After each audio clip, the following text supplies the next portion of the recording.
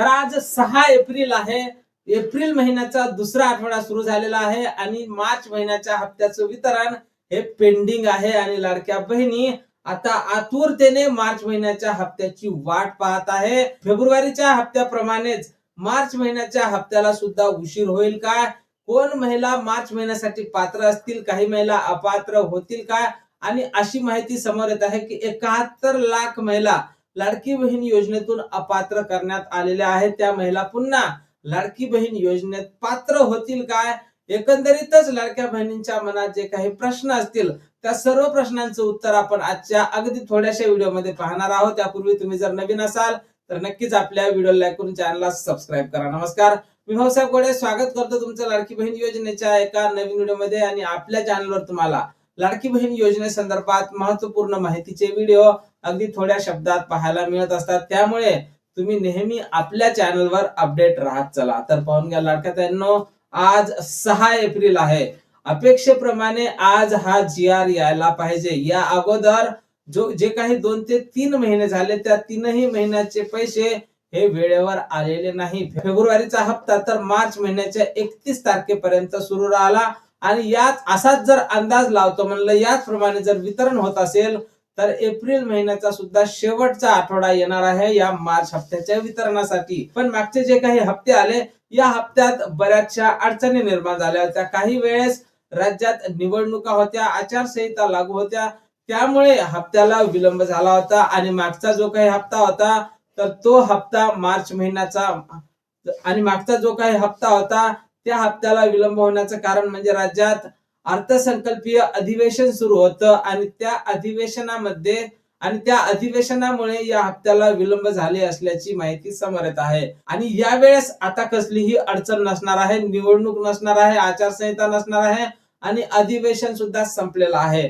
त्यामुळे मार्च महिन्याचा हप्ता हा वेळेवर मिळतो का हे सुद्धा पाहणं गरजेचं असणार आहे.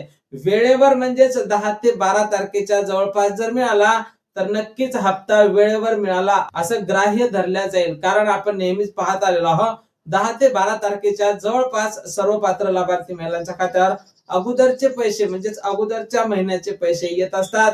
आता मार्चचा महिना निघून गेलेला आहे, 6 दिवस कंप्लीट झालेले आहे आणि हे एप्रिल महिन्याचा दुसरा आठवडा चालू आहे.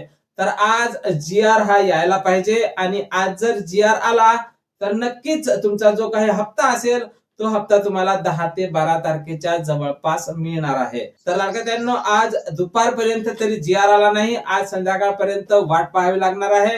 संध्याकाळपर्यंत आज GR येण्याची शक्यता सुद्धा वर्तवल्या जात आहे. सूत्रांकडून मिळालेल्या माहितीनुसार मार्च महिन्याच्या हप्ते वितरणाच्या हालचालीला वेग आला आहे. त्यामुळे कुठल्याही क्षणी तुम्हाला GR हा प्रसिद्ध केला जाईल आणि लगेच हप्ते वितरणासंदर्भातली घोषणा राज्याच्या महिला बाल कल्याण मंत्री आदित्यताई तटकरे करतील आणि तुमचं वितरण हे लवकरच सुरू होण्याची शक्यता आहे. त्याचसोबत काही लाडक्या बहिणींनी KYC जर अजूनपर्यंत केली नसेल तर त्यांच्यासाठी एक सुवर्ण संधी आहे. 30 एप्रिल पर्यंत पुन्हा त्यांना संधी देण्यात आलेली आहे. 30 एप्रिल पर्यंत KYC दुरुस्ती करून घ्यायची आहे आणि जर तुम्ही KYC 30 एप्रिल पर्यंत दुरुस्ती केली नाही तर नक्कीच तुम्हाला लाडकी बहीण योजनेतून अपात्र करण्यात येणार आहे. त्याचसोबत ज्या लाडक्या बहिणींनी KYC केलीच नाही तर अशा लाडक्या बहिणींना वाट पाहण्या व्यतिरिक्त दुसरं काहीही ऑप्शन नाही. कारण अजूनपर्यंत तुमच्यासाठी कुठलंही ऑप्शन हे तयार करण्यात आलेलं नाही. त्यामुळे तुम्ही फक्त वाट पाहत राहा. तुमच्यासाठी नक्कीच काही अपडेट येण्याची शक्यता आहे. कारण मिळालेल्या माहितीनुसार 71 लाखाच्या जवळपास लाडक्या बहिणी या तात्पुरत्या स्वरूपात अपात्र झालेल्या आहेत. त्यामुळे त्यांच्यासाठी सुद्धा काहीतरी नवीन ऑप्शन हे तयार होणारच आहे. तोपर्यंत तुम्हाला फक्त वाट पाहायची आहे. त्यासोबत आता या हप्त्यासाठी कोण महिला पात्र असतील तर ज्या लाडक्या बहिणींना फेब्रुवारीचा हप्ता मिळाला होता त्या सर्वच महिला आता मार्चच्या हप्त्यासाठी पात्र असणार आहे. आणि ज्या महिलांनी KYC दुरुस्ती केली असेल अशा महिला सुद्धा समोरच्या हप्त्यासाठी पात्र असणार आहेत. त्याचसोबत लाडक्या बहिणींनो, सूत्रांकडून मिळालेल्या माहितीनुसार मागच्या ज्या 2-3 महिन्याप्रमाणे यावेळेस विलंब होणार नाही, वेळेवर तुमचं वितरण हे होणार आहे. आपण आपल्या व्हिडिओ मार्फत राज्य सरकारला विनंती सुद्धा करणार आहोत की लाडक्या बहिणींचा जो काही हप्ता असेल त्यासाठी एक तारीख फिक्स करण्यात यावी. कारण नेहमीच लाडक्या बहिणींना तात्काळात बसावं लागते, वाट पाहत बसावं लागते, तरी सुद्धा हप्ता येत नाही. हप्त्याचा एक दिनांक असला पाहिजे, एक तारीख असली पाहिजे, फिक्स तारीख की या दिवशी लाडक्या बहिणींना हप्ता येईल. आतापर्यंत आपण पाहत आलो, कधी 10 तारखेला येते, कधी 5 तारखेला येते, कधी 31 तारखेपर्यंत मागच्या महिन्याचा हप्ता हे येत होता.